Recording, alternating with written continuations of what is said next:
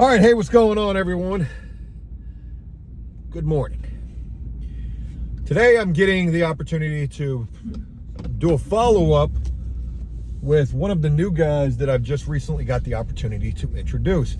This guy's name is Richard. Now, if you didn't see the first video that I did with Richard, I highly encourage you to check it out because it is a slept-on banger. The video is called The Lifelong Battle with Addiction, Richard's Story, and it is obviously a title that could have been better, and you know, had it been titled better, maybe it would have performed better, but whatever. Richard's story is pretty powerful and is exactly what the title says, a lifelong battle with addiction. We do this video, I get this video uploaded, and then the next day I see, because I look every single day, that this guy Richard ended up getting locked up for a freaking either a probation violation or a failure to appear or just some minute thing. And I thought that that was really unfortunate, considering the fact that not only has this guy dealt with a lifelong battle with addiction, he's dealt with a lifelong battle with incarceration as well. Fast forward to where we are here today, and 3 weeks later, Richard just got released from jail. Now, I didn't really talk about the fact that Richard was locked up on the channel. Didn't want to, I don't know, I just didn't talk about it, but he had $1,000 bond. I thought about, you know, what if we could go bond this guy out, but I don't have the money to be able to do that. I know that there's these YouTube channels now where people are doing that. Like, I think it's like some younger guys who are going and bonding out random strangers. And those videos are crushing. I thought Richard could have been a perfect candidate for something like that, but again, you know, we didn't have the means to be able to do it. Richard just got released this morning. He just gave me a call. We're going to see him today and find out what happened. And man, this dude hasn't even seen the video yet. I literally just had to send him a message with the link to the video. Maybe he's going to watch it before we get there. But we're going to do an update with this guy, find out, hey, what the hell happened with the 3 weeks that you were just locked up for? How was that time? What were you doing in there? And whatever else comes from this. Also, I need to make a little bit of a reiteration. I've began to introduce people again here, sharing the stories of them. And in the past, when I would do so, it was always with this hope that maybe we were going to be able to help or save or do this or do that.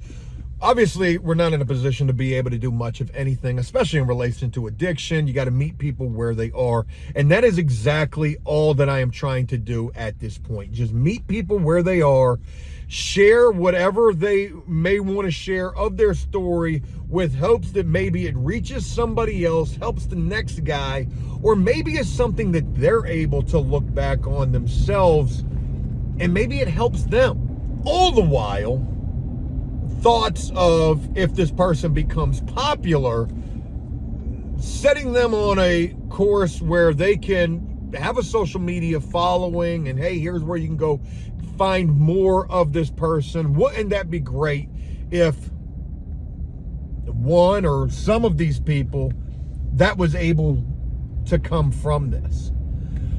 Saying all of that, I need to say this, that in probably most cases, stories are not going to have a happy ending, may even seem like going around in circles, may even seem similar to this or that from the past here on the channel.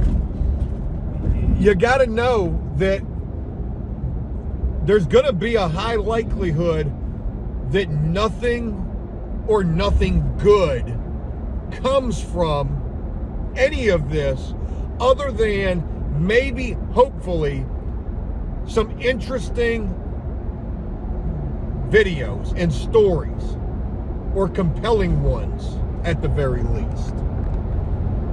Of course, it's my hope that every single person that we feature turns into a success and a redemption and a great feel-good story. But you know as well as I do that the chances of that aren't as good as the opposite. So I just need you guys to keep that in mind. I say that because I think of the handful of people, oh my God, I went the wrong way,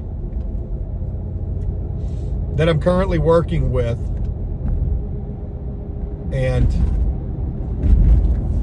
I know without knowing that the chances of the feel-good kumbaya happy ending coming from these situations is not good.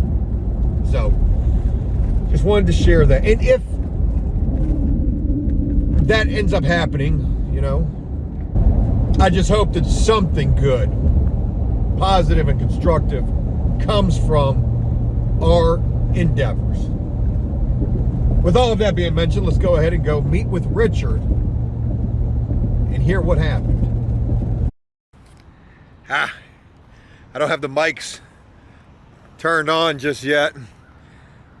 I'm getting ready to go meet with Richard in our Bando lot.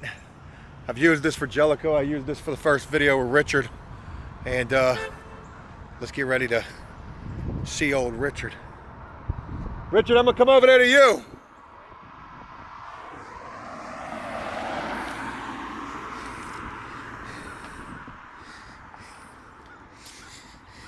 Like you're ready for 18 holes of golf.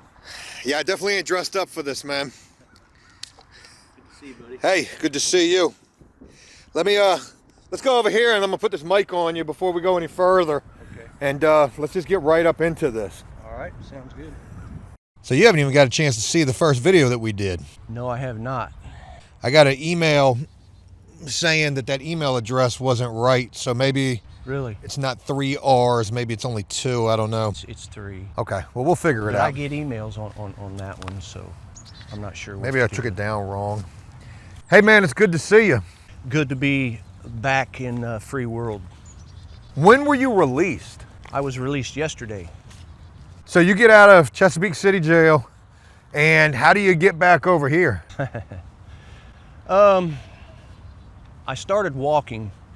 I have a bad knee, and just, you know, sitting around, laying around, made it worse. And my knee was hurting so bad. You know, that was my biggest concern. Was, you know, how was I going to get back over here? I got out at about 8 o'clock at night. It was dark. It was not too bad weather-wise, and I started walking. You got out at 8 o'clock at night? 8 o'clock at night. I was done at court at 1 o'clock, and they released me at 8:30. Why did it take so long for you to get Just the way it works, they calculate your time and so forth, and if they're lazy, they, you know, it's just jail. It's just the way they do things, you know. They don't get in a rush to get people out. So That seems like some asshole shit to do right there. well, it is, and it's part of the game, you know. It's jail politics. One shift will put something off on the next one, and then they're pissed off, and they're like, well, we're not doing this, screw that guy, and you know, we pay the price for it. But the best part is that I did get out. Yeah, no shit. So you get out, you're walking, you got a bad knee, it's 8 o'clock at night, dark, you got no phone. No sidewalk, where I had to walk over on, what was it, Cedar Road maybe, and Battlefield. Phone was dead. I had a phone, but my phone was dead. So I went into a gas station, and I asked the guy in there if he would charge it. He said sure. So he was charging my phone. I was gonna contact my brother to get an Uber, and once my phone did get, you know, enough power to call or send a text, I found out that my phone service had been disconnected for whatever reason. Just spent about 20 minutes right before I met you getting that straightened out. But anyway, you know, we charged the phone up and we got to talking, and I kind of told the guy my story. Hey, I just got out of jail and I'm trying to get home. I live behind the Greenbrier Mall, and just so happened he knew some people that lived over this way, and he was familiar with the area, and I could tell he was kind of testing me out to see, you know, what was going on with me. So it was close to 9 o'clock when I hit the store, gas station, and he said, hey, you know, I'll give you a ride, and he brought me home. And good for you. That worked out pretty well for yes, you. It was a huge blessing. So yeah. Shout out to whoever that guy was. Yes, his name was Joseph. That's my name. That's crazy. Okay. Josephs are good people. All right. I thought maybe you would want to know what happened to get in jail. I don't know. That's up to you if you wanted me to. You know I do, Richard. I mean, that's what anybody who's going to be watching this is going to be wondering. So real quick to recap, I meet you 3 weeks ago. Not shortly thereafter, we begin doing the first video that we do together. And then it's literally like the next day, you end up getting locked up. Yes, I did. What happened was back in August, July, you know, in the midst of my addiction. Let's walk a little bit. Let's keep this thing. In the midst of my addiction, you know, it's obvious by my record, you know, I stole to support my habit, which I'm not proud of at all. And I stole some merchandise out of a store. They videotaped me, put a warrant out for my arrest, and I was arrested, and they released me and set me a court date. However, I missed the court date. And But you didn't mean to miss the court date, or did you? I missed it twice. The first time Okay. I purposely missed it, and I kind of want to touch on that if I can. You can do whatever with what I have to say about that. Turn you this way. There's a part in the movie The Terminator where Reese is trying to explain to the lady, what's her name, Connor, about what the Terminator is and what he does. And he's telling her that that's what it was made to do, one purpose and one purpose only. It was designed to kill her, and it would not stop until it did. And that's, in a nutshell, that's what the disease of addiction is. It's designed to kill, steal, and destroy people in my life. You know, I chose to take some merchandise that didn't belong to me, was arrested, and the day that I had court, a guy, I don't want to call him a friend, but a guy, an associate that sold drugs, was going to take me to court, and before court offered me some drugs. And I didn't want to do it. I wanted to go to court and take it over, but my disease, the addiction, you know, it was right there, and it took over. And I got high and chose to miss court. So I had a failure to appear there, was arrested again, and that time I missed an Uber ride. We just miscommunicated. I called the court, told them that I wasn't going to be there. They were supposed to continue it, and my attorney said that they would. However, they didn't. I get a letter in the mail like 3 weeks later saying, you know, you probably have a warrant out for your arrest. So I know I've got a warrant. Fast forward to 3 weeks ago, and I'm with a friend. We're coming back up Battlefield. He had to take a friend to get some medication, and we were speeding and got pulled over. Policeman took him out of the car. He had no registration, no insurance, no driver's license, and took him to jail. And they're looking at me and they're like, you know, who are you? And I said, I told them a name. I'm not going to say anything else on that. And You gave him a fake name. Basically, they let me go. They let Okay. me drive his car and let me go. So he said, go ahead, take the car to my apartment, which is up here by Battlefield, drop it off, and I was going to go home. As I was doing that, his phone rang. His phone was in the car, and his phone rang. So I answered it, and it was one of his friends, and he said, where's so-and-so? And I told him he was just arrested, and he said, well, where's his car? I said, I'm driving it. He said, well, bring me his car. I'm going to go bond him out. So I went and picked this guy up on Battlefield, and I said, well, you need to take me home before you go bail him out. You know, I just want to go home. So as we're coming back up Battlefield to bring me back to where I reside, he pulled in a 7-Eleven to get some money out of the ATM. And while he's in the store, a police officer pulled up. Got out of the car, went in, bought something to drink, and he was coming out. Then the guy I was with came out of the store, got in the car. The police pull up behind us, stop, block us from coming out, 2 officers get out of the car, jerk my door open, and handcuff me.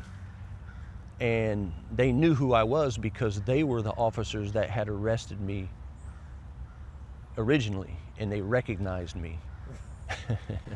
So they can't make this type of stuff up. No, they recognized me and they're like, "Hey Richard, how you doing?" And I'm like, "I'm doing all right." I said, "You know you got a warrant?" I said, "Yeah, I know."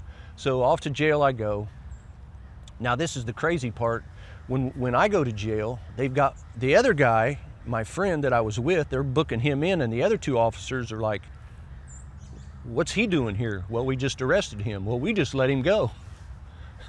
So it was kind of like a little chaotic there. I was a little concerned, but they were pretty cool about it. You know, I told them I was, you know, trying to stay out so I could, you know, stay home and take care of my mother.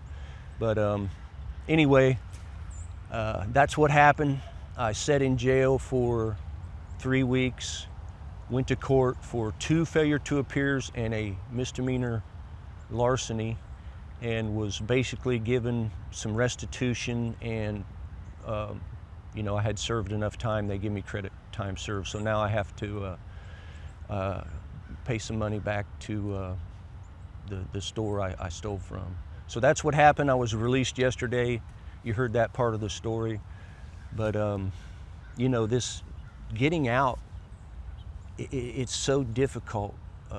You know, what you do, your channel talks about life after prison, life after jail.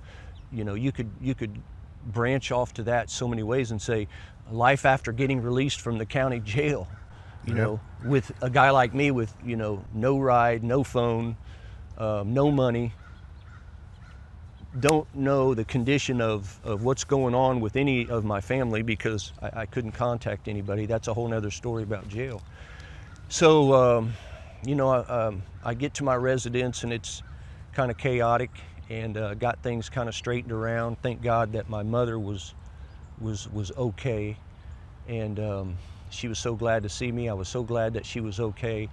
And then I was like, now what?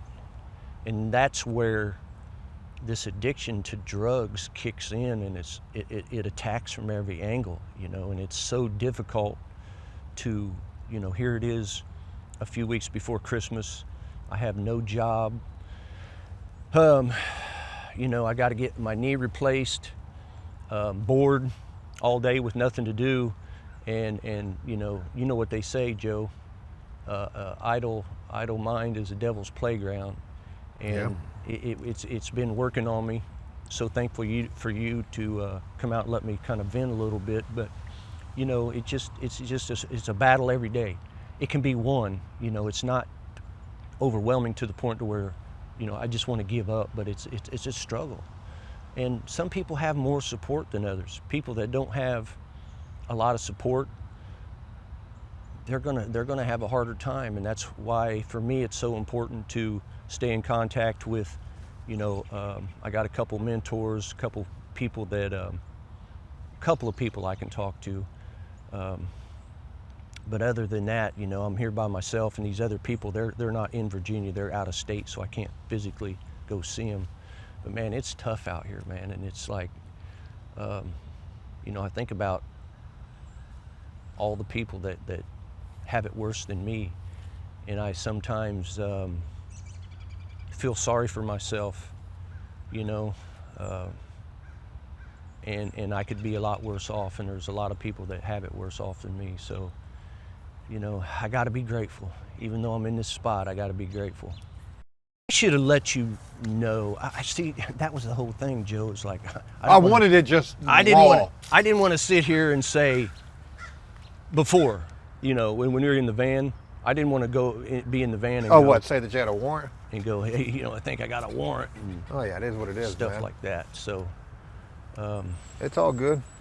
I want it raw. I mean, it needs to be raw. It needs to be real. Well, I don't know if, you know, you want to hear about jail, what I experienced in jail. Of course for I do. 3 weeks. That was crazy. I'm so familiar with that damn jail. Yeah, I definitely want to hear about that. Man, that was an experience, crazy. You know, some of the struggles I got coming up. I know you got some struggles coming up. I can only imagine. But I feel good, you know, I feel positive. Man, look at that. It hasn't changed, has it? A little bit. Has it? It doesn't look like he's showered lately, huh? Yeah, I mean, this is obviously where he would stand. This is the shower. Some clothes items up there. The tent, I think, has been moved. I think it's further down that way. Is it? You know, if that was a little bit wider, that'd be a good place for a hammock. Yeah. Yeah, this is, man, I just feel, I can't imagine, you know, Christmas time, being in this spot, people living like this. I guess I mean, I don't know if they just view Christmas as another month and time of the year that kind of flows in with everything else. Oh, I'm sure it's tough. It's got to be tough. Do me a favor, Richard. Clap 3 times for me. All right, good. I'm just going to keep the camera rolling. Okay. Try to get the best video out of this that I possibly can. Look, obviously, you know, your story's not much different from the next guy dealing with addiction. No. And a lot of these stories are very similar, unfortunately. But let's address a couple of elephants in the room. And first, let me say this too. You said that you should have mentioned when we got together the first time that you potentially had a warrant. I'm okay with not knowing about that. Like, it's not, you don't have to tell me that. And who wants to tell somebody that? Well, my fear was that somebody would see it and call the police on you. Go get this guy or whatever, and you know, just the fear and just being so used to ducking the police. You know. Let me make a little confession to you as well too. I found out that you were locked up probably the day or two after we did the video or the video came out, and that's because I look every day on the arrest website where you can see all of the different cities in the area who's locked up. So I wasn't looking per se for you, but it's interesting because, and it used to be a lot more often than it is now, but every so often now I run across people that I know. And unfortunately I saw you and I was like, holy shit, that sucks. You know, and I saw that you had a $1,000 bond and I wanted to, God, man, if I had the money, I would have tried to go bond you out. Yeah. I mean, that's actually a popular thing that's taking place on social media right now, where these young kids are literally bonding out random strangers. Now, obviously, you know, we are working with you here, but it certainly crossed my mind to try to do so. When I saw what you were locked up for, because I mean, it said, you know, like failure to appear or something like that. Right. I knew that it probably wouldn't be too long that you would be in there, and it wouldn't be too long before you were getting back in contact with me, and I'm glad that you did. Right. I'm glad you didn't bond me out, because the days I spent in jail were credited to me for the, you know, time served on the sentence they gave me for the charge. So, well, but I appreciate the thought. Let's address some elephants in the room. Do you have more time that you're worried about that you could be facing? No. So were you on probation prior to this? No, I wasn't on probation. Okay, well then that's a blessing right there, because had you been on it, that could have been a violation. Right, it could have been a violation. It could have been upcoming. I'm sure they gave you some probation now. Yeah, well, they gave me enough to pay the restitution, and when the restitution's paid, you know, it's no more probation. Well, so because it was a misdemeanor or something like that. Misdemeanor charge. You know, this jail that you were locked up in, Chesapeake City Jail, I'm very familiar with that jail. I did a lot of time in there myself. I was in every part of that jail, old side, new side, dungeon, 87, all of that. I'll tell you a little thing. I was in there so much, so often, that sometimes when I would come in there, they would literally clap, saying, "Hey, Mr. Guerrero, you're back." Wow. You go into this jail, talk about the experience. Where do they house you at? What were these 3 weeks like for you? You know, it was a relief to an extent, because it was like, now I don't have the warrant, but at the same time I knew what I was facing because I had been in the jail before. it's just a long, hard process booking, you know, getting dressed in these orange jumpsuits. They're putting you in orange now? Orange jumpsuits. It used to be blue. Yeah, they're orange now. And the mattresses that they give you to sleep on are very old, they're unsanitary, and they're paper thin. Were you in the new side or the old side? I was in the new side. What it was 10 individual cells that housed 10 individuals. Now, most of the time there wasn't 10 inmates in each cell, but their pods suck. Their pods suck, and I was 10 people, one toilet. One toilet. You gotta take a dump in front of, you know, sometimes in front of the whole pod, because they have a toilet out in the day room area where there's not much kind of blocking you. And the phones are right there. The phones are right there. Then the guys take a sheet and they'll put a sheet up and kind of block it. Or, you know, if it's nighttime, lockdown at 11 and you got to go to the bathroom, then you're exposed to, you know, 5, 6, 7, 8, 10 guys, and you're using the toilet and they're cringing because you're, you know, hey, they say put some water on it, which means flush because it smells, and it's just humiliating. There's no privacy. Where were you at? Were you on the fourth floor or on the second floor? I was on the second floor, D block. Oh, you were in maximum. 2D. That was my notorious. Every time I go in that jail, I'm in that cell block or that housing unit. That's the maximum security in the, which is better than the fourth floor because at least you got a door on the cell. The fourth floor, they don't have no doors on the cell. However, they put me in a cell with, let's see, 4, 5 other guys. And basically how it works in jail is up all night, sleep all day. Basically, they lock you down at 11 o'clock. You're locked in the cell. And, you know, it's war stories. And that's kind of what I wanted to touch on, was the topic of conversation is, and I'm not saying this is overall. I'm sure there's guys that talk about other things, but the consensus I get most of the times when I go to jail, you know, especially this time, was drugs, women, and how to steal. How to get past the new security system. The jails are 99.9% full of drug addiction and stealing. And it's horrible because, you know, that goes back to the whole addiction thing. You got drug dealers that feed addiction, and you got drug addicts that, you know, fund the you know, the supply and demand kind of thing. But you know, it's very hard because I'm ready to go to sleep at, you know, I'm ready to go to sleep at 11 o'clock, but I have to listen to all these, you know, stories and a lot of screaming and hollering, and it's just chaotic. And then you get fed at you know, 6, 7 o'clock in the morning, which is horrible. You know, they give you oatmeal, no sugar, blah blah blah. I don't expect to get a 4-course meal, but it's very bad. Then, you know, it's back to sleep or try to sleep. Most of the guys sleep till lunch trays.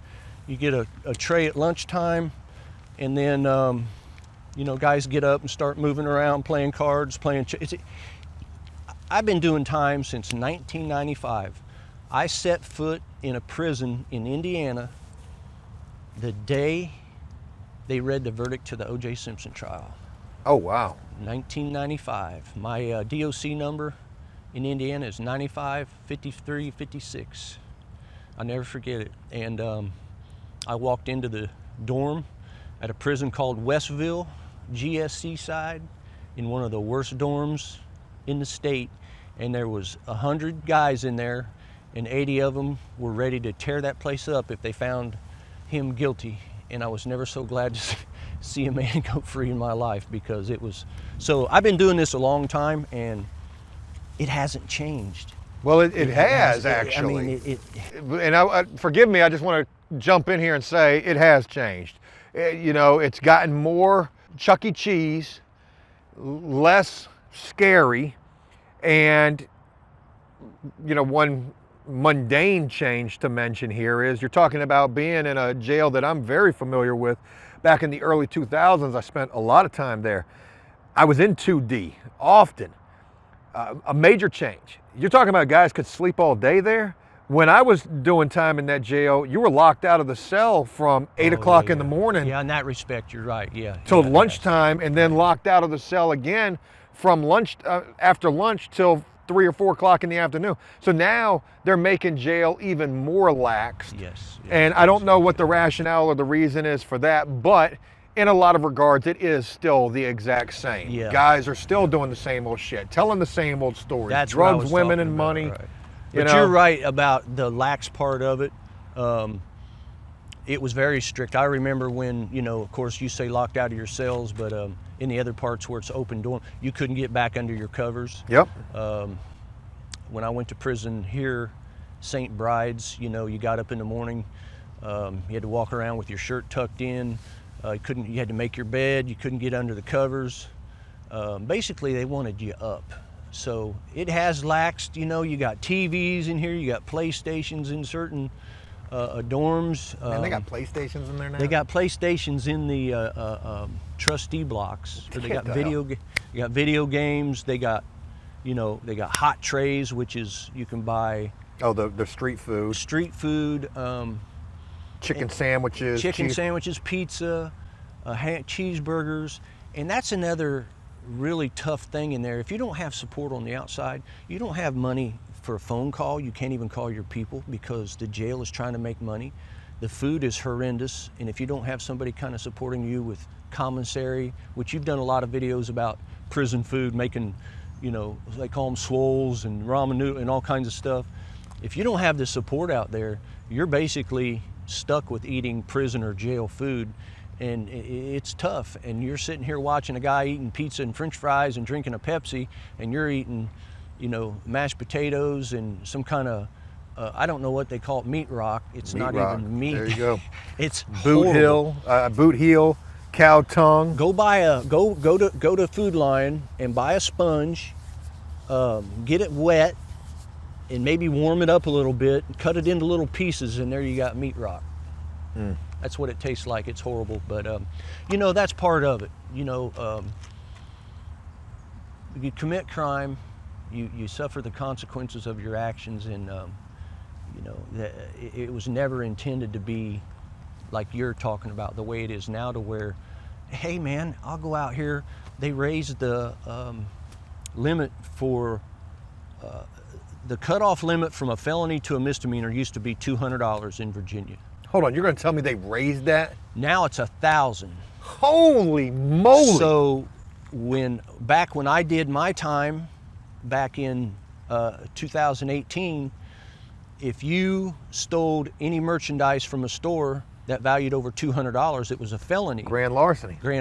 Now it's $1,000 or $950. So it kind of basically gave a green light to all the people, they call them boosters, thieves, that steal to support their habits, and say, okay, now I can go out here and steal $950 worth of merchandise, and I'm only going to possibly serve, a misdemeanor only carries a year.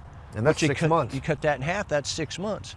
That's a chance that a lot of guys are willing to take to support their habit, that need a fix, need to hit, want to go get high. And what does that do to the penal system?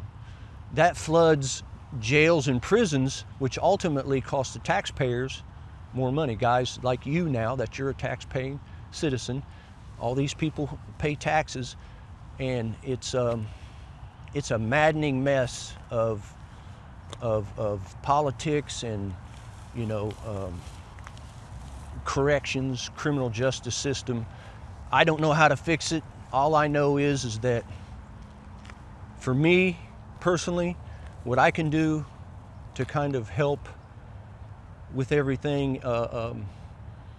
in society is work on myself, stop using drugs, and do what I can to help the next person battle their addiction on a daily basis.